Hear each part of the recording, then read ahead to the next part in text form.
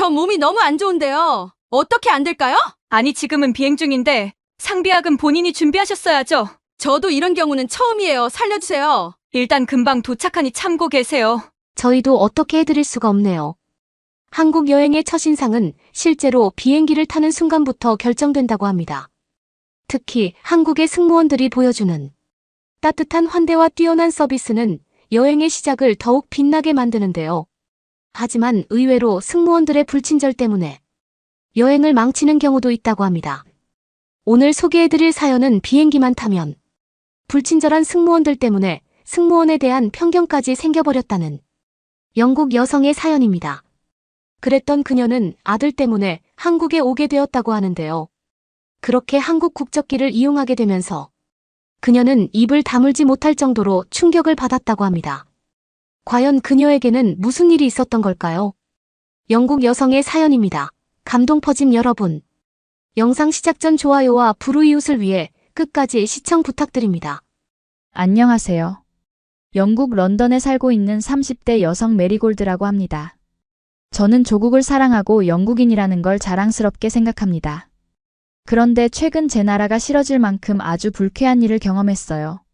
이 세상에는 제 생각과 다른 사람들이 있다는 걸 인정하지만 상식과 공정에서 벗어난 일을 마주할 때면 너무 지치고 힘이 들죠. 저는 5년째 부동산 투자회사에서 근무하고 있어요. 고객에게 가치 있는 부동산 투자처를 소개해 주거나 관리를 대신해 주고 있습니다.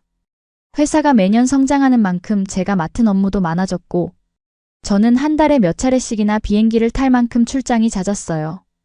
그날도 고객과 함께 맨체스터에 위치한 빌딩을 둘러보기로 한 일정이 있었고 저는 비즈니스석을 예약한 후 고객과 함께 비행기에 올라탔어요. 그런데 항공사 승무원이 이상하게도 비즈니스석이 아닌 이코노미석으로 우리를 안내하더군요. 저는 승무원에게 비즈니스석으로 예약을 했다고 말했지만 그녀는 비즈니스석이 오버부킹 됐기 때문에 어쩔 수 없이 이코노미석에 앉아서 갈 수밖에 없다고 하더군요. 아니 도대체 그게 무슨 뚱딴지 같은 소리냐고 항의했어요. 몇 시간에 걸친 긴 비행을 편하게 가려고 비즈니스석을 구매했는데 왜 제가 이코노미석에 앉아야 하는 건지 도무지 이해할 수가 없었죠. 하지만 승무원은 감정 없는 말투로 차익분은 항공사에서 보상하겠지만 어쩔 수 없는 말만 앵무새처럼 반복하더라고요. 중요한 고객과 함께 가는 비행인데 제 의지와 상관없이 이코노미석을 타야 하는 게 말이 안 된다고 생각했죠. 또한 승객에게 어떠한 이해나 설득 없이 무조건 따르라는 승무원의 태도에 화가 났어요. 전 받아들일 수 없다고 강하게 항의를 했죠. 그런데 승무원은 한술 더 떠서 따르지 않으면 비행기에서 강제 하차를 시킬 수밖에 없다고 협박을 하는 겁니다. 너무 불쾌하고 화가 났어요. 어떻게 이런 일이 있을 수 있는지 당혹스러울 뿐이었어요. 고객에게 폐를 끼치는 것 같아서 얼굴이 시뻘겋게 달아오를 정도였죠. 하지만 거듭된 저의 항의에도 그들은 저와 제 고객을 강제 하차시켜버렸고 저희 두 사람은 맨체스터에 가보지도 못하고 쫓겨나 버렸어요. 저는 항공사 사무실로 가서 이 사태에 대해 강하게 항의했지만 그들은 항공사 규정을 들먹이며 어쩔 수 없다는 태도로 일관하더군요. 대신 비행기 티켓 값은 환불해주겠다는 성의 없는 답변만 들었습니다. 그들은 제 상황을 이해하지 못했어요. 수십만 달러에 이르는 계약이 걸려있는 출장이었는데 고작 몇백 달러의 비행기 티켓 값이 대수겠습니까? 결국 그 일로 인해서 제 고객은 계약서에 사인을 하지 않았고 전 어디에다 하소연할 곳도 없이 분통을 터뜨릴 수밖에 없었어요. 어떻게 영국의 항공사에서 이런 일이 발생할 수 있는지 정말 분노가 치밀어 올랐습니다. 인생을 살다 보면 별의별 일을 다 겪는다지만 이런 일을 제가 당연히 감수해야 하는 것처럼 말하는 승무원의 태도가 더 화가 났죠. 하지만 제가 할 수 있는 일은 별로 없었어요. 거대 항공사와 소송전을 벌이는 일은 생각만 해도 머리가 아픈 일이었으니까요. 그저 비행기 티켓 값을 환불받고 약간의 마일리지를 받는 것으로 분을 사귈 수밖에 없었죠. 그리고 그 사건이 제 머릿속에서 조금 잊혀질 무렵 전 또다시 비행기를 타야 할 일이 생겼어요. 설마 저에게 그런 일이 벌어질 거라고는 생각하지 못했어요. 저는 예약된 자리를 잘 배정받았고 아무 문제 없이 비행을 시작했습니다. 그런데 비행을 한 지 두어 시간쯤 흘렀는데 갑자기 제 몸에 이상이 생겼다는 걸 알아차렸어요. 갑자기 식은땀이 흐르더니 심장이 터질 듯 쿵쿵거리더군요. 그리고 온몸이 경직되며 숨이 턱턱 막히는 겁니다. 시야도 좁아지고 머리도 어지러웠어요. 이대로 있다간 의식을 잃고 쓰러질 것만 같았죠. 저는 승무원에게 제 증상을 말해주며 도움을 요청했습니다. 하지만 승무원은 심드렁한 표정으로 아스피린을 제공하겠다고 하더군요. 그런 문제가 아니라고 말해도 도와줄 수 있는 게 없다는 말만 하는 겁니다. 아니, 승객이 고통을 호소하는데도 아무 조치를 해주지 않는다는 게 말이나 됩니까? 승무원은 승객들의 안전을 지킬 의무가 있는데도 말이에요. 제가 계속 고통을 호소하니까 승무원은 위스키 한 잔을 내주며 한숨 자면 나아질 거라고 말하더니 더 이상 제게 관심을 끊더라고요. 전 승무원의 태도에 경악할 수밖에 없었어요. 하지만 더 이상 항의할 수 있는 힘도 없었어요. 전 시트에 몸을 바짝 붙이고 심호흡을 하며 버틸 수밖에 없었습니다. 드디어 비행기가 착륙했을 땐 제 몸은 식은땀으로 흠뻑 젖어 있었죠. 전 다른 승객의 부축을 받아가며 겨우 비행기를 빠져나올 수 있었어요. 그리고 공항에서 구급차를 타고 가까운 응급실로 옮겨졌습니다. 검사 결과 스트레스성 공황장애라는 뜻밖의 진단을 받게 됐습니다. 저도 모르는 사이 정신적 스트레스를 많이 받았던 모양이었어요. 의사 선생님은 적절한 약물 치료를 권유했고 평상시에 실천할 수 있는 인지행동 치료도 처방받았습니다. 제가 모르던 질병을 알게 됐고 그 질병에 관한 적절한 치료를 받은 건 다행이지만 저는 승객의 어려움을 모른 척하는 항공사 승무원의 불친절함과 무관심에 치를 떨었습니다. 그것도 영국 항공사가 자국 승객에게 어떻게 이런 처우를 할 수 있는 건지 도저히 이해가 되지 않았어요. 그리고 그 억울함은 승무원이라는 직업을 가진 사람들에 대한 분노로 번져갔죠. 제가 경험한 문제를 일반화시키는 건 매우 위험한 일이었지만 당시 제 심정은 그보다 더하면 더했지 덜하지는 않았던 것 같아요. 그 트라우마는 제가 하는 일에도 영향을 끼쳤습니다. 저는 웬만하면 출장을 가지 않으려고 했고 꼭 가야 할 일이 있어도 비행기를 이용하지 않고 다른 교통수단을 찾으려고 노력했죠. 제가 승무원들 때문에 얼마나 큰 정신적 충격을 받았는지 혹시 짐작이 되시나요? 자신들의 업무를 소홀히 한 그들 때문에 엉뚱한 사람이 고통받은 셈이었죠. 하지만 그런 저의 마음을 심란하게 만드는 사건이 또 벌어질 줄 누가 알았겠습니까? 그건 바로 한국에서 공부를 하고 있는 첫째 아들인 루니 때문이었는데요. 루니는 한국의 고려대학교에서 한국어와 경영학을 공부하며 3년째 한국 유학 생활을 하고 있었어요. 본래 하루가 멀다 하고 영상통화와 메일을 주고받던 녀석이었는데 어느 날부터인가 연락이 뜸해지더라고요. 그래서 약간의 서운한 마음을 가지고 있었는데 이 녀석이 글쎄 한국에서 여자친구를 만들었다고 고백하는 겁니다. 어쩐지 아들 정신이 딴 데 팔려있다 싶었는데 아니나 다를까 그 사이 연애를 하고 있었던 거였죠. 하지만 성인이 된 아들의 연애사를 부모가 막을 순 없었어요.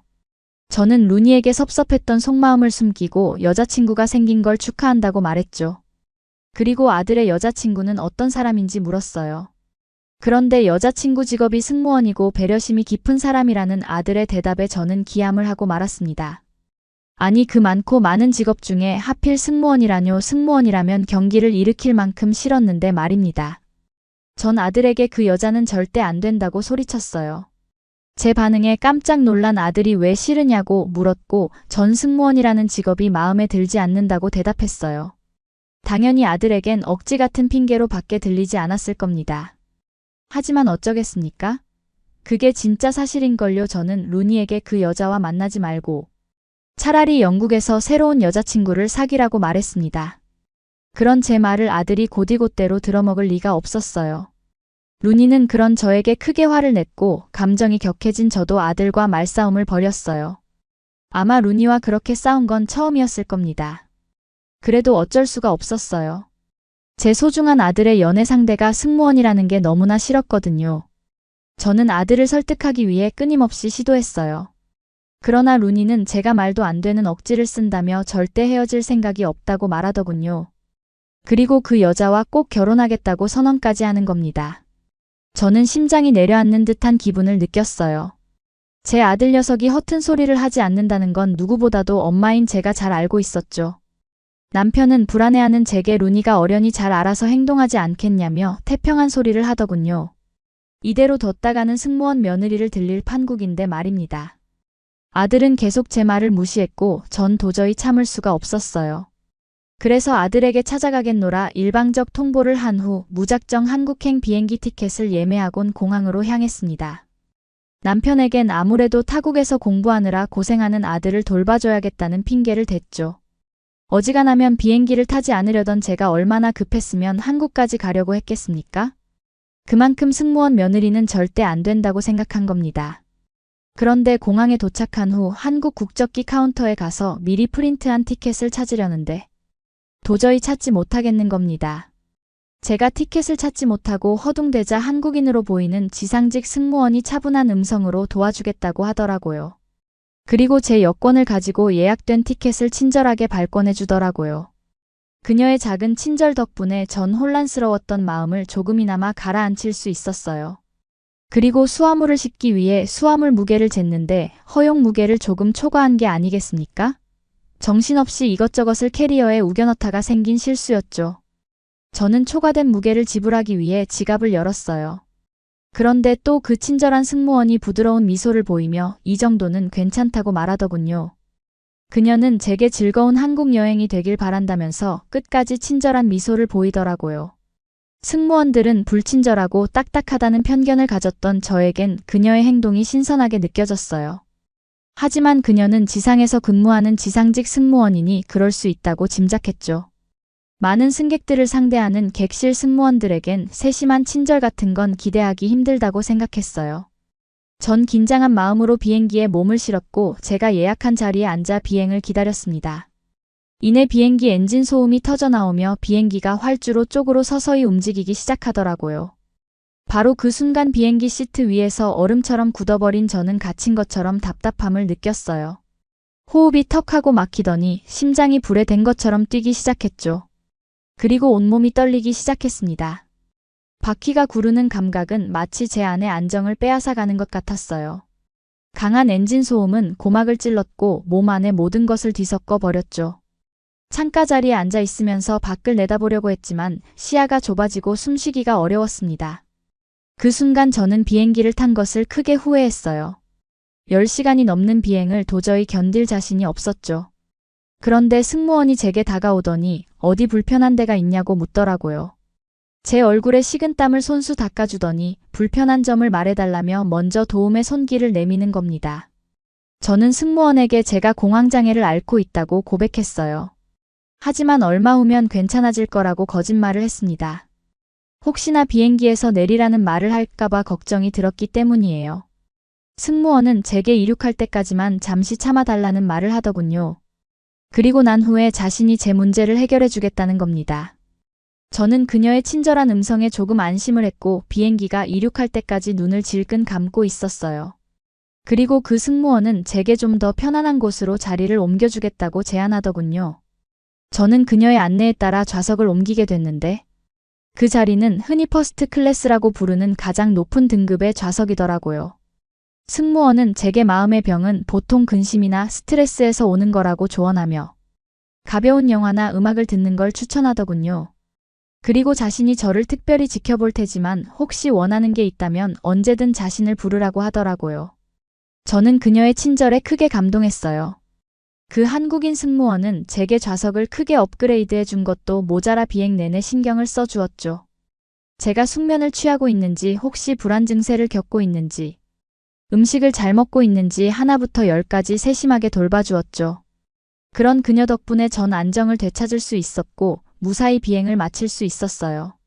저는 비행기에서 내리면서 한국 승무원에게 진심으로 감사 인사를 건넸어요. 그러자 그녀는 당연히 해야 할 일을 했다며 한국에서 좋은 기억을 갖길 바란다는 말을 하더군요. 한국 승무원들은 영국 승무원과는 다른 무언가를 가지고 있었습니다. 승객을 대하는 프로다운 태도와 따뜻한 배려심은 제가 겪어본 그 어떤 승무원들보다 뛰어났어요. 그녀 덕분에 공황장애의 불안 증상이 사라진 것처럼 느껴졌으니까요. 너무나 기분 좋은 경험을 한 저는 공항으로 배웅 나온 아들을 만났어요. 저와의 말다툼으로 어색하게 굴었던 루니는 머쓱하게 뭐하러 여기까지 왔냐고 말하더라고요. 사실 아들의 연애를 막기 위해서 것이었지만 이미 제 그런 마음은 한국 승무원 덕분에 봄날 눈 녹듯 녹아버린 상태였죠. 저는 아들에게 미소를 보이며 아들이 너무 보고 싶어서 찾아왔다고 말해버렸어요. 그러자 루니의 어색했던 표정이 살짝 풀리며 절 따뜻하게 안아주더라고요. 며칠 후 저는 루니의 소개로 루니의 여자친구를 만났어요. 예쁜 외모만큼 마음도 예쁘다는 건 어렵지 않게 알 수 있었어요. 그녀는 항공사 승무원이 되기 위해 많은 노력을 했다며 자신의 직업에 큰 자부심을 갖고 있다고 말하더군요. 그리고 아들의 여자친구가 근무하는 항공사가 제가 한국으로 오기 위해 이용한 항공사와 같다는 걸 알게 됐어요. 아들과 아들의 여자친구에게 말은 하지 않았지만 그 항공사의 승무원들 덕분에 바윗돌처럼 단단했던 편견을 깨부술 수가 있었습니다. 저는 아들에게 이렇게 현명하고 사랑스러운 여자친구를 어떻게 만났냐고 말했어요. 그리고 두 사람이 예쁜 사랑을 키워서 꼭 결혼했으면 좋겠다는 말까지 했죠. 아들은 갑자기 바뀐 제 태도에 조금 혼란스러워했지만 아들의 연애를 응원하는 엄마를 자랑스러워했어요. 지금도 두 사람은 자신의 일에 충실하며 사랑을 키워가고 있습니다. 아마 아들이 유학을 마칠 때쯤이면 저는 한국 승무원 며느리를 맞을지도 모르겠습니다. 저는 영국 항공사의 불친절한 태도 때문에 큰 상처를 받았습니다. 하지만 한국 승무원들 덕분에 치유받고 위로를 받았죠. 그들에게 어떻게 감사를 전해야 할지 모르겠네요. 이 기회를 통해 진심이 담긴 제 메시지가 전달되길 바랍니다. 여러분은 이번 사연을 통해 어떤 것을 느끼셨나요? 비행기를 타는 순간은 언제나 설레입니다. 하지만 그곳에서 불친절한 승무원의 태도를 만나게 된다면 즐거움이 사라질 뿐만 아니라 트라우마를 만들기도 하는데요. 특히 항공사의 서비스는 여행의 시작을 결정짓는 중요한 요소 중 하나이기 때문에 그 뒤에 이어지는 일정에까지 영향을 주기도 합니다. 다행히 한국으로 오면 만난 한국인 승무원들에게는 큰 감동을 받게 되었는데요. 그녀의 이야기를 통해 저는 한국의 위상을 높여주는 승무원들의 노력과 서비스에 대해 감사를 전하고 싶습니다. 이런 친절한 태도와 배려심은 많은 여행자들에게 큰 위안과 안정을 줄 것입니다. 앞으로도 한국을 방문하는 모든 외국인들이 한국에 대해 좋은 인상을 받고 돌아갈 수 있었으면 좋겠네요. 구독과 좋아요 부탁드리며 사연자분께 전해드릴 댓글도 남겨주시면 전달해드리겠습니다. 그러면 더욱 감동적인 다음 사연으로 넘어가겠습니다. 한국이 아무리 인기가 올라봤자 여전히 최고는 영국이잖아. 비교할 수준이나 된다고 생각해? 영국이 평생 제일 가는 강대국이라고 믿었던 아름다운 금발머리의 그녀. 그녀는 전 세계에서 가장 좋은 것은 모조리 영국에서부터 시작한다는 말에 완벽하게 동의했고 영국의 시민권을 가진 게 부러움을 받아 마땅한 일이라고 생각하는 삶을 살아왔습니다. 하지만 그녀의 영국에 대한 사랑은 이제 싸늘하게 식어버리고 말았습니다.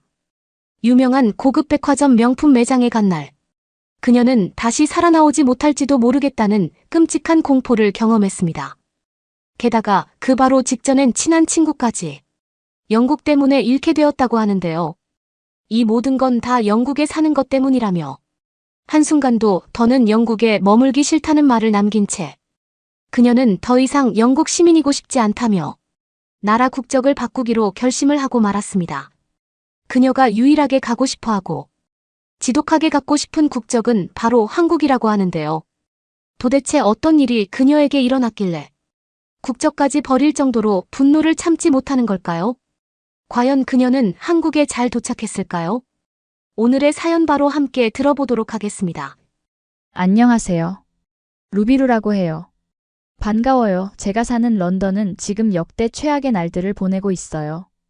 평생을 이곳에서 살았지만 그래도 어느 날에는 살기 좋기도 한 적이 있다고 생각한 해도 많이 있었는데 이제는 매년 더 안 좋아지는 최악으로 치닫기만 하는 것 같아요. 그래서 누구에게 우리나라가 내가 살아온 나라가 별로라는 이야기를 할 수밖에 없는 현실이 참 많이 안타깝네요. 솔직히 말해서 사람들은 영국 시민이라고 하면 예전에는 많이 부러워했어요. 그게 저에게도 어느 날엔 자랑이었죠. 저의 할아버지는 한국분이라 한국어를 잘했기 때문에 한국인들을 대상으로 영국에 막 정착하는 사람들을 대상으로 학원을 했어요. 그런데 그때 그들이 가장 부러워하던 게 저의 소속과 신분이었죠. 영국의 완벽한 시민이라는 건 대단한 메리트이자 무기이자 자랑거리였으니까요. 하지만 지금은 완전히 바뀐 삶을 살고 있다고 생각해요. 더 이상 저의 소속이 자랑스럽지 않으니까요.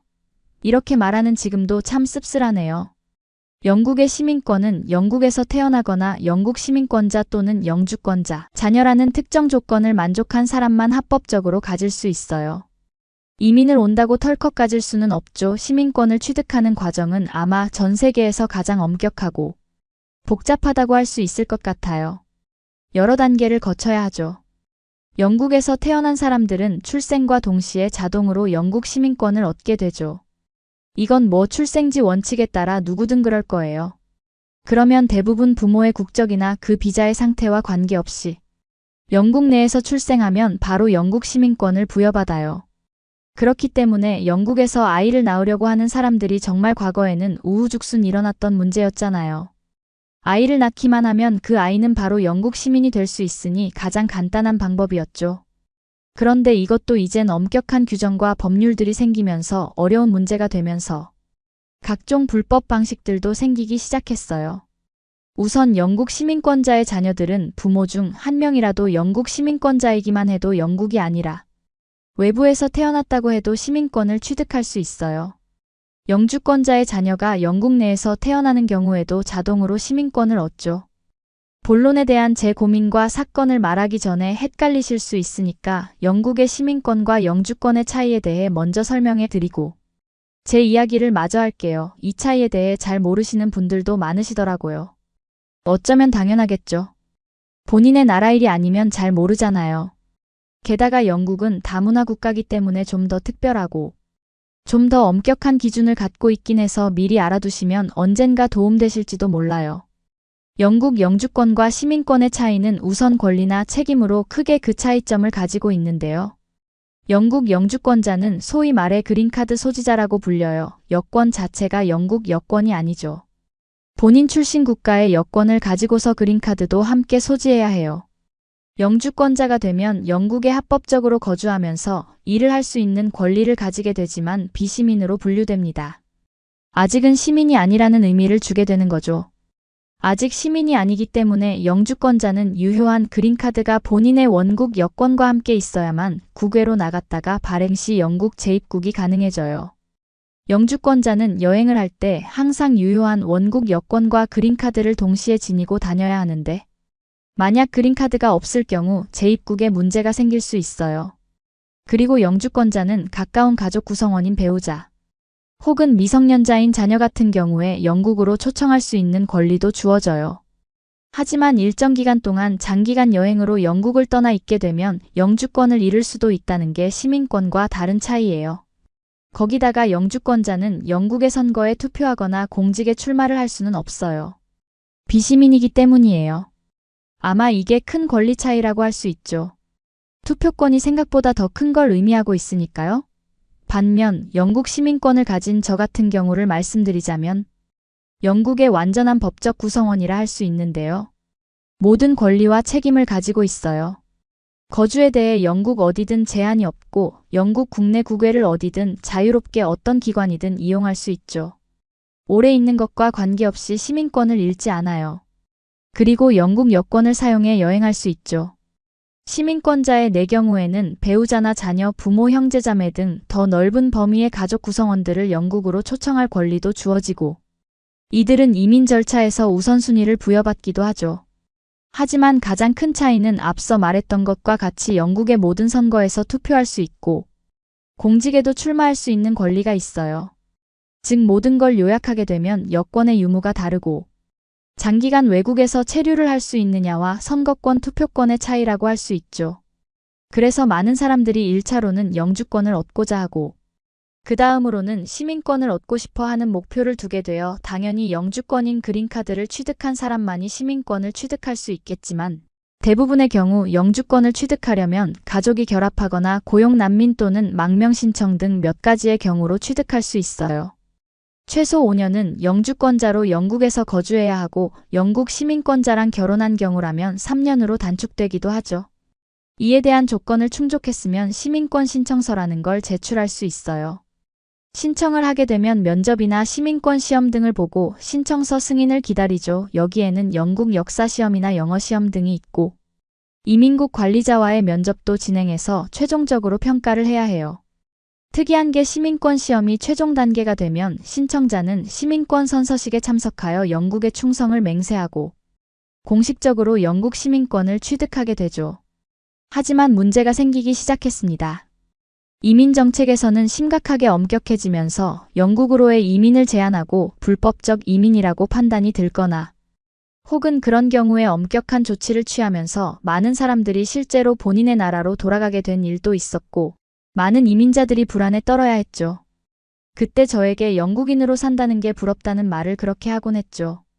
하지만 생각해보면 그건 다 옛날 이야기라고 할 수 있을 것 같아요. 이제는 이민 정책을 아마 느슨하게 하더라도 사람들이 과연 예전처럼 영국에서 살고 싶어 하는 나라일까? 하는 의문이 생기거든요. 다들 아실지 모르겠지만 현재 영국은 정말 말도 안 되는 최악의 날들을 보내고 있거든요. 앞서 사연을 시작하며 말했듯 현재 영국은 20년 만에 최악의 폭우의 전기차 무덤으로 바뀌어버린 한파를 오가며 이상 기온에 대비도 되지 못한 시설로 인해 모든 피해를 시민들이 고스란히 떠안고 있어요. 영국은 땅도 넓기 때문에 모든 곳을 제대로 복구하는데 얼마만큼의 시간이 걸릴지도 그리고 얼마나 비용이 들지도 예측할 수 없는 정도니까요. 아마 사람들에게 물었을 때 아무런 조건 없이 새로 시작할 수 있는 일도 있고 시민권도 나온다고 할 때 어떤 나라로 선택하겠는가 묻는다면 아마 많은 사람들이 안전하고 살기 좋은 국가인 한국을 택하지 않을까 하는 생각이 드네요. 앞서 말씀드렸던 것처럼 저는 한국어를 가르치는 선생님이잖아요.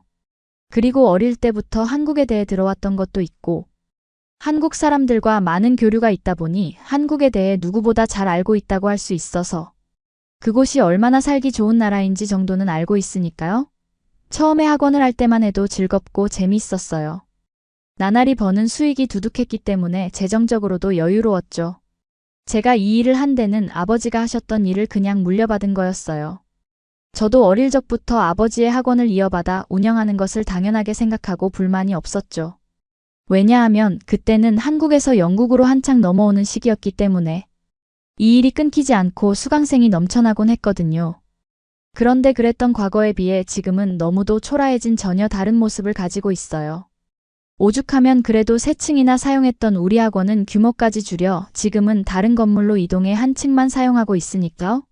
지금은 오히려 우리가 수강생을 기다리고 적극적으로 홍보를 해도 한둘 겨우 새로 수강을 하게 하고 아예 시대가 바뀌어서 한국어를 배우고 싶어 하는 영국인들을 대상으로 하는 수업이 훨씬 더 많아졌어요. 예전에는 영국에 살려고 한국인들이 영어를 배웠다면 이제는 영국인들이 한국어를 배우기 위해 저희 학원을 이용하고 있죠. 최근 한국어에 대한 인기가 워낙 높아졌잖아요. 어쩌면 당연한 일인 것 같기도 해요. 이에 관련해 우리처럼 공부를 가르치는 업계에 있는 사람들이 보는 사이트에서 지표로 본 적이 있는데요. 전 세계에서 가장 많이 이용되고 있는 인터넷 교육 앱인 듀오링고에 따르면 한국어가 2023년에는 세계 7번째로 인기 외국어였는데 올해는 다른 23개 언어의 수강생이 급락하고 한국어는 42%에 가까운 수강생이 증가하는 저력을 보였습니다. 거기다 구글 트렌드에 따르면 지난 5년간 한국어에 대한 검색 총량은 3배 이상이 증가했다고 합니다. 또 한국어 능력 시험에 응시하는 응시자는 전 세계에서 57만 명 이상에 달하고 있다고 하죠. 2023년 기준 수치이니 이젠 더 높아졌겠죠. 한국어의 세계화가 중국어나 일본어는 당연하고 심지어 독일어까지도 뛰어넘었다는 결과를 보고 믿을 수가 없었습니다. 한국이 전 세계에 영향력을 널리 끼치고 있다는 건 알고 있었지만 이 정도의 저력이 있을 거라고는 몰랐거든요. 하지만 정확한 수치는 거짓말을 하지 않으니 이게 진실이죠. 또 한국이 세계적으로 각 나라에서 국가적인 차원으로 하는 사업이 있는데 그건 바로 각국의 주민들에게 한국어와 한글을 가르치는 기관인 세종학당이라 불리는 곳을 운영 중이거든요. 각국에 있는 세종학당은 2017년에 비해 10배 이상 늘게 되면서 수강을 신청하는 전쟁을 겪어야 수강생이 될 수 있을 정도로 거의 테일러 스위프트 콘서트 티켓팅 같은 정도의 인기라고 하더라고요. 한 나라의 언어를 배운다는 것은 그만큼 그 나라 문화의 영향력을 보여주는 지표잖아요. 그리고 앞으로 더 지속적일 것이라는도 의미하잖아요. 그러니까 한국어를 배우는 사람들이 앞으로 얼마나 더 늘어날지 말로 예측이 불가능하다고 할 수 있죠. 한국 문화 자체가 워낙 전 세계에서 난리잖아요. 예전에는 대중문화의 모든 트렌드를 이끌어가는 건 여전히 영국이 전 세계 문화에 지대한 영향을 끼친다고 생각하는데 사실은 그게 아니라는 걸 저는 알고 있죠. 저는 한국과 영국 모든 문화 사이에서 일을 하고 몸소 느끼고 있으니까요. 전 세계 사람들은 이미 변해버렸습니다. 트렌드는 영국이 아니라 한국이 되어버렸죠. 영국인으로서 처음에는 인정하기 어려웠지만 솔직하게 인정해야 할 때가 됐습니다. 사람들은 영국이 아니라 한국의 콘텐츠를 기다립니다. 그러고 한국의 음악과 메이크업, 패션 모든 것이 이슈죠. 세계적인 명품 앰버서더들도 거의 대부분 한국 스타들이 차지하고 있어요. 실제로 현상이 이런데 인정을 안 할 수가 없잖아요. 노력하는 사람은 즐기는 자를 이길 수 없다 했듯 한국어를 배우는 사람들이 그런 것 같아요. 예전에는 살아가기 위해 필수적으로 영어가 필요해서 사람들이 영어를 배웠다면 지금 한국어를 배우는 사람들은 그냥 한국을 동경하고 좋아하는 마음으로 배우기 때문에 배우는 속도도 남다릅니다. 흡수하는 속도나 적응력, 열심히 하려고 하는 적극성 등이 영어를 가르칠 때와는 확실히 달라요. 저는 가르치는 입장이니까 그 차이를 더 명확히 느끼게 됐거든요. 영어에 비해 한국어가 훨씬 더 어렵거든요. 저는 두 언어를 다 할 수 있기 때문에 그 차이를 더 명확하게 알 수 있죠. 실제로 한국어는 난이도 4로 아랍어, 중국어, 일본어와 함께 가장 배우기 어려운 언어 중 하나로 분류되는 언어인데요. 그런 한국어가 이 정도로 인기가 있다는 건 신기한 일이 분명해요. 그런데 이상하게도 사람들은 한국어를 배우는 것에 대해 영어보다 훨씬 즐거워하는 것 같아요. 사람들이 한국어를 배우는 이유는 다양하더군요. 한국의 모든 콘텐츠들의 역할도 있고 삼성이나 LG, 현대 같은 세계적인 기업으로 취업을 하기 위해서이기도 해요. 그리고 한류의 세계적인 확산으로 인해 K-팝의 한국어 가사나 한국 드라마의 다양한 뜻을 이해하고 싶어 하고 원어만이 가지고 있는 진짜 깊숙한 뜻을 알고 싶어 하는 사람들의 욕구가 합쳐지면서 이 모든 것들이 한국어를 배우게 하는 견인차 역할을 하고 있다고 생각해요. 하긴 요즘 이래서 아이돌과 훈민정음을 합쳐 돌민정음이라는 말 자체를 하기도 하니까요. 요즘 세대에 생긴 이 새롭고 특별한 문화만 봐도 요즘 한국어를 어떻게 다양하게 즐기고 있는지 알게 해주는 것 같아요. 영국인들을 대상으로 수업을 하면서 이들은 귀엽게 보이려 하는 태도인 애교 같은 건 영어로 표현할 길이 없기 때문에 상당히 흥미로워했어요. 게다가 아이고라는 표현은 만능이죠. 옵스 같이 모든 곳에 사용할 수 있기 때문에 상당히 좋아하더라고요. 게다가 좋을 때 싫을 때 사용할 수 있는 대박이라는 표현은 마치 오마이갓과 비슷하지만 또 다른 더 큰 느낌을 가지고 있어서 그걸 알아가는 걸 상당히 즐거워했어요.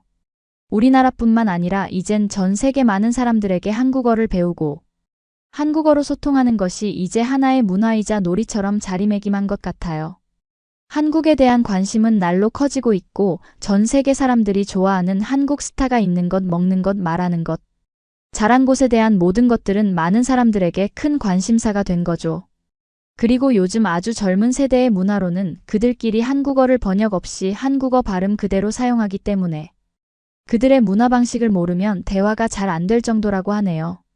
사랑해라는 말이나 안녕하세요, 감사합니다 정도는 이제 영국 사람들도 거의 다 아는 한국어라 할 수 있겠네요. 저는 두 나라에 대해 잘 알기 때문에 어떤 큰 차이를 가지고 있는지도 누구보다 잘 알고 있다고 할 수 있는데요. 저는 사실 이제는 한국이 부러워요. 그래서 한국으로 이민을 가려고 알아보고 있죠. 그렇게 된 사건의 배경으로는 얼마 전에 겪은 운명의 3가지 사건이 있었는데요. 2개는 앞에도 말하긴 했지만 최근에 겪은 기상이변 때문에 생긴 일들입니다. 저는 테슬라를 타는데 얼마 전에 갑자기 미친 듯이 영하로 떨어지더니 말도 안 되는 추위가 찾아왔어요.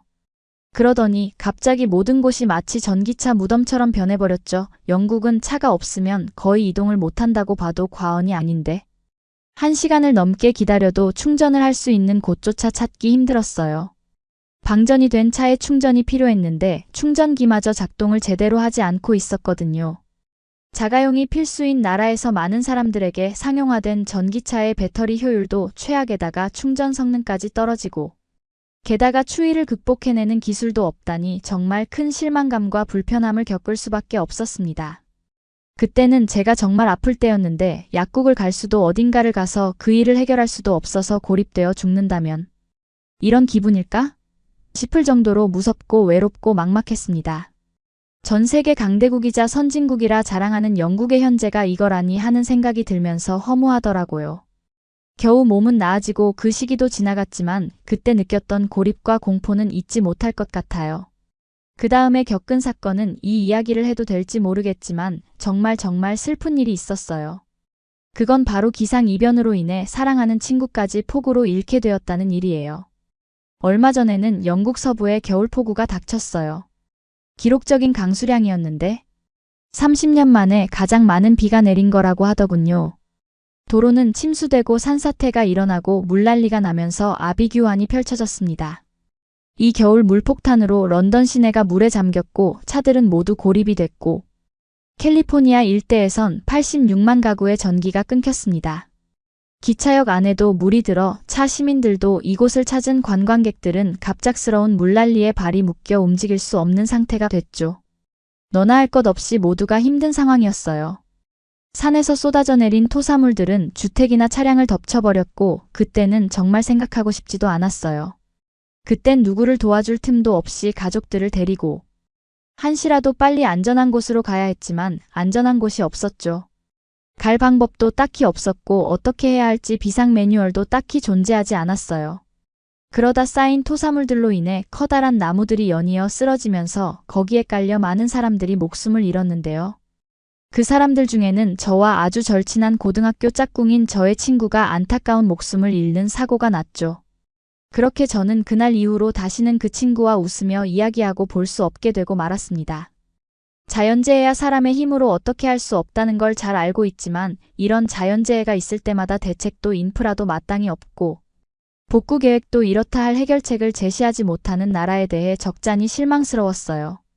뉴스를 보니 기후학자들이 앞으로 온난화로 인해 해수면 온도가 오르면서 겨울철 물난리는 더 심각해질 수도 있다고 하던데 솔직히 그 난리를 직접 겪고 눈으로 보고 나니까 많이 무서웠어요.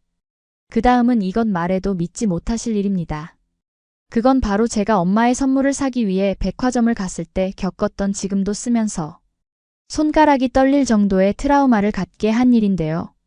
그날 정말 오랜만에 저도 백화점을 방문한 날이었어요. 원래 같으면 그 백화점으로 가진 않아요. 거긴 워낙 비싼 고가의 제품들이 많아서 갈 일이 많지는 않죠. 그럼에도 고가의 브랜드 매장에 온 이유는 엄마에게 선물을 하기 위해서 마음먹고 간 날이었어요. 그날 저는 스카프가 유명한 고급 매장에서 이것저것 구경을 하고 있었는데요. 지금 다시 떠올리려고 하니까 정말 그날 그 백화점을 가지 말았어야 했나 봐요. 여전히 떨리고 무섭네요. 그날 구경을 하다가 하마터면 제가 다시는 살아서 그곳을 빠져나오지 못할 뻔했거든요. 드디어 스카프를 다 고른 뒤 직원분이 새 제품으로 가져다 준다고 해서 매장에서 홀로 기다리고 있었어요. 그런데 갑자기 순간 분위기가 어수선해지고 웅성거리기 시작하더니 분위기가 좀 이상해졌어요. 천천히 고개를 돌려 저쪽 편을 돌아보자 후드티 모자, 복면 등으로 얼굴을 가린 덩치가 엄청나게 큰 남성들이 때로 우르르 들어오기 시작했어요. 건장한 남성들은 보이는 대로 닥치는 대로 백화점의 물건들을 자신들의 물건인 양 신나게 담기 시작했죠. 그들이 가방에 넣다가 방해되는 것이 있다 싶으면 그 매장 기물들은 다 부숴버리고 밖으로 빠져나갔습니다. 그들 중 일부 인원들은 일부는 경비원에게 야생곰을 쫓을 때 사용하는 스프레이를 뿌리기도 하고 고통스러워하는 경비원을 두고 아무렇지도 않게 마치 게임을 하듯 절도를 진행했어요. 저는 조용히 서랍장 밑으로 숨어 최대한 그들의 시선에서 벗어나 숨었어요. 그들이 혹시나 저를 볼까 저에게 가까이 오면 어떻게 하지 불안감에 초조하기만 했죠. 손가락부터 발끝까지 덜덜 떨려서 정말 미쳐버릴 것만 같은 긴장감이었습니다. 뭐라도 하고 싶었지만 터질 것 같은 불안감에 온몸에 기운이 없었어요. 심장이 터져버릴 것만 같았고 그 고통스러운 시간은 호흡까지 잘 되지 않을 정도로 만들더라고요. 그런 지옥 같은 시간이 얼마나 지났는지 모르겠는데 제발 이 시간이 지나가기만 바랬던 것 같아요. 눈을 감고 제발 이 시간이 지나가기만 기도했습니다. 비록 종교는 없지만 지금 저를 그 누구라도 한 번만 도와준다면 무조건 더 열심히 살겠다고 속으로 빌고 또 빌었죠. 그렇게 얼마나 지났을까? 수십 명이 갑자기 들이닥쳐 지옥을 만들어 놓은 백화점은 전쟁터로 바뀌어 버렸어요. 그 괴한들은 보안 요원까지 공격한 채 모든 것을 탈탈 털어 미리 준비한 차를 타고 달아나 버렸어요. 그들이 총기가 있었기 때문에 무서워 아무것도 할 수 없었죠. 사실 백화점 보안 요원도 총기를 가지고 있었지만 보안 요원은 정말 아무것도 하지 않고 그 자리에 서 있기만 했어요. 어떻게 그럴 수가 있죠? 뭐 그들을 탓하거나 원망하는 건 아니에요. 모든 일은 그 나쁜 괴한들이 저질렀기 때문에 생긴 일이잖아요. 저조차도 그런 상황이 되면 어떻게 해야 하나? 그렇게 될지도 모르겠으니까요. 그런데 그래도 경비원이 있는 이유가 이런 상황에서 무언가는 손님들이나 직원들을 지켜주는 역할을 할 거라 생각했는데 그들이 있는 이유가 단순히 절도나 도난을 하는 사람들을 가려내기 위해서라고 생각하니 사실 좀 실망스럽긴 했죠. 이렇게 고가의 물건을 파는 곳이라면 어느 정도 이상의 안전을 보장해줘야 하는데 어떻게 우리나라는 이렇게 변함이 없을까 싶은 생각이 들더라고요. 경찰이 오고 피해자 조사를 하는 동안 어떤 일을 겪었는지 이야기하고 있었어요. 많은 사람들이 있었기에 대기하는 시간이 꽤 걸렸죠. 이때 저는 정말 경악스러운 사실을 알아채고 말았는데요. 한쪽에서 백화점 사람들이 대화하는 내용을 의도치 않게 듣게 되었거든요. 백화점의 어떤 경비요원도 그런 강도들 앞에서 아무런 행동도 하지 않았던 이유는 바로 어차피 보험회사에서 청구하면 되니까. 그러지 않는 게 현명하다는 이야기를 하고 있었어요. 그들은 보상보험에 대해 가입되어 있어서 어차피 보험 청구를 통해 모든 것이 복원 가능했기 때문에 굳이 어떤 대응을 할 필요도 없었던 거죠. 그들이 잠깐 사이에 훔쳐간 것은 무려 10만 달러에 달하는 피해라고 했는데요. 그걸 보험사에 청구할 계획이었던 거죠. 그들은 이런 적이 한두 번이 아닌 듯 저번에도 그랬잖아라는 이야기를 하더라고요. 그제야 의아하기만 하던 퍼즐이 맞춰진 기분이 들었어요. 어차피 자기들 피해는 없을 거기 때문에 그렇게 손을 놓고 있었던 거라는 걸 알았습니다. 사람들의 안전이 어떻게 될지 모르는 상황에서 본인들의 경제적인 피해는 보상받을 수 있으니 적극적인 경호는 하지 않아도 된다는 식이라는 그들의 태도를 듣고 있는데 하마터면 제가 진짜 큰일 날 수도 있었는데 어떻게 그럴 수 있는지 백화점의 입장이 정말 황당하고 어이가 없었습니다. 기가 찬 그들의 행동은 거기서 끝이 아니었는데요. 피해를 입은 우리에게 연락처랑 신상을 접고 가면 모두 보험사에서 보상을 해줄 거라며 접고 가라는 식이었어요. 최소한 괜찮냐는 말 한마디는 물어야 하는 거 아닌가요? 진심으로 그 백화점에 실망을 하고 다시는 이곳에 오질 않기로 다짐했어요. 제가 돈을 달라고 한 것도 보상을 해달라고 한 것도 아닌데 무슨 사람들이 돈으로 보상받지 못해 안달이 난 사람들처럼 대하는 게 정말 기분 상하더라고요. 그 사건이 있은 후로 한동안은 어디도 가는 게 겁이 났어요. 영국에서 날마다 제가 겪은 이런 일들이 이제는 아무렇지도 않게 일어나고 있다는 사실이 더 눈에 띄더라고요. 제가 겪은 일 이후 얼마 후에 차 10대가 버밍엄 백화점을 덮치고 루이비통부터 팬디까지 30여 명이 넘는 강도가 들었다는 기사를 접하게 됐어요.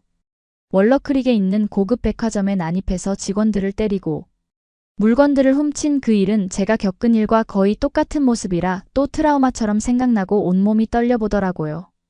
그들은 총기로 무장했고 스키 마스크로 얼굴을 가린 채 쇠 지렛대를 휘둘러 백화점 직원들을 폭행하기까지 했다고 해요. 그것까지 제가 겪은 상황과 거의 똑같아서 더 무서웠어요. 잊고 싶은데 도저히 잊을 수가 없어요. TV만 틀면 나오는 뉴스가 다 이런 식의 내용이니까요. 이런 때 강도 같은 각종 절도 사건은 일상처럼 자리 잡고 있어요. 백화점 도난을 했던 범인들 중에서 경찰이 잡은 건 겨우 3명에 불과하다는 점이 불안감을 더 높이죠. 이런 때 강도 말고도 조직 소매절도 범죄도 기승을 부리고 있어요.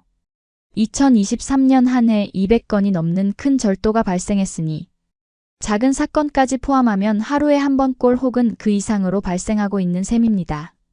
현재 런던에서 가장 큰 문제라 불리는 건 노숙자랑 주거비라 할 수 있습니다. 저도 학원을 운영하는데 렌트비가 만만치 않아서 일을 계속하는 게 맞는 건가 하는 생각을 늘 가지고 있었거든요. 치안 문제야 뭐 워낙 오래된 고질적인 문제점이지만 현재는 약물 남용이나 재산범죄 같은 것들도 함께 늘어나고 있어서 갈수록 살기 좋은 나라여야 하는데 가면서 더 살기 어려운 곳이 되어버리고 있어서 참 뭐라 이 마음을 표현할 길이 없네요. 이 노숙자들의 문제는 결국 높은 생활비나 주거비 때문에 나왔지만 이로 인해 거리로 내몰린 사람들은 차량 절도나 빈집털이 같은 문제를 또 일으키기 때문에 계속 나아질 수 없는 도돌이표만 반복되는 셈이라 할 수 있어요. 현재 영국의 실태가 이렇습니다. 겉으로는 자유롭고 모든 게 이루어질 것 같은 희망찬 미래가 있을 것 같은 영국은 다 옛말처럼 느껴집니다. GDP나 경제력, 영향력, 국토 같은 건 강력하다고 하는데 잘 모르겠어요. 실제로 살아가는 사람들이 행복한 곳이라 느껴야 진짜 좋은 나라라 할 수 있지 않을까요? 이런 지표들은 아무런 소용없는 것 같아요. 제가 이렇게 느낀 데는 제가 한국으로 이민을 준비하면서 한번 한국에 가보게 되면서 완전 반대되는 삶을 목격했기 때문인데요. 이민에 대해 준비를 하면서 확신을 위해 한국을 방문하기로 했습니다. 한국에 사는 친척들과는 가끔 연락을 하고 지내기 때문에 마땅히 지낼 곳을 찾는 게 어렵지는 않았어요. 한국에 가던 날 입국을 하면서 친척 집에 도착하게 된 날. 고작 하루 만에 제가 살고 싶은 곳은 더 이상은 영국이 아니라 한국이라는 걸 확신할 수 있었죠. 친척 언니가 공항으로 나와 저를 반겨주었어요. 공항의 분위기가 정말 마음에 들더라고요. 공항 전체가 멋졌죠. 한국의 첫인상은 아름답고 멋지다는 느낌이었어요. 예쁜 풍경을 보니 영국에 계신 부모님 생각이 절로 나더라고요. 얼른 일정을 마치고 부모님을 모시고 와야겠다는 생각이었어요. 정말 신기한 게 한국의 신호등 시스템이었는데 남은 시간이 카운트 되는데 정말 편리하고 직관적이라 좋더라고요. 친척 언니는 택시를 타자고 했지만 저는 한국의 대중교통을 타보고 싶어서 지하철을 타러 가게 되었어요. 공항의 모습이 워낙 멋져서 지하철의 모습은 또 얼마나 멋질까 온갖 상상을 하게 되더라고요. 설레었어요. 단숨에 표 발매기까지 도착했고 정말 간편하게 되어 있는 승차권 발매기를 이용해 수월하게 티켓을 구매할 수 있었어요. 지하철 내부로 들어가자 어디든 전광판으로 다가오는 시간을 표시해줘서 어디든 편리하게 시간을 활용하고 계산해 볼 수 있다는 사실이 좋았어요. 정말 지하철을 제대로 경험해 볼 수 있는 기회였죠. 좌석이 제가 본 한국 열차들과는 다르게 앞을 보게 되어 있었는데 그건 아마도 공항철도여서 그랬던 것 같아요. 굉장히 쾌적했죠.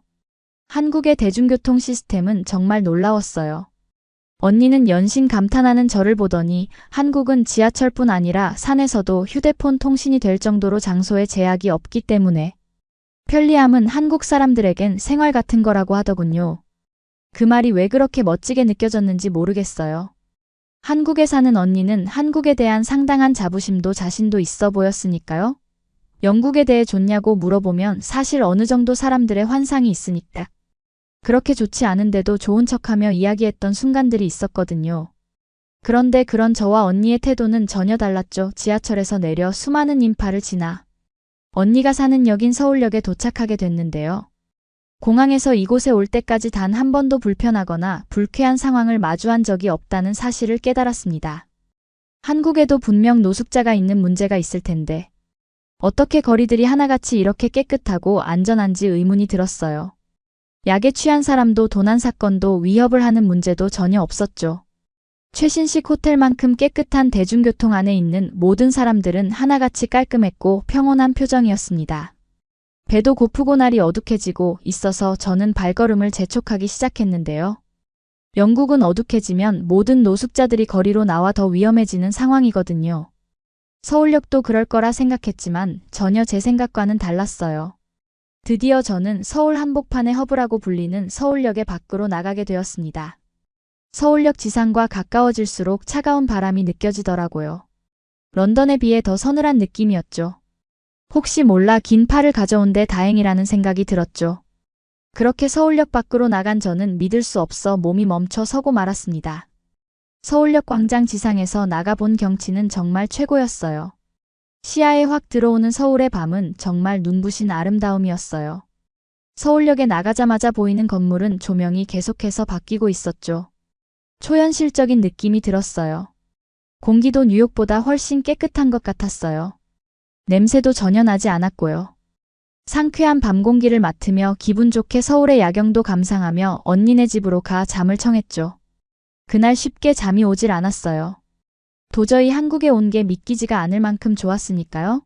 저는 한국에 직접 와보고 느낀 분위기가 마음에 들어서 이제 더는 고민하지 않기로 했어요.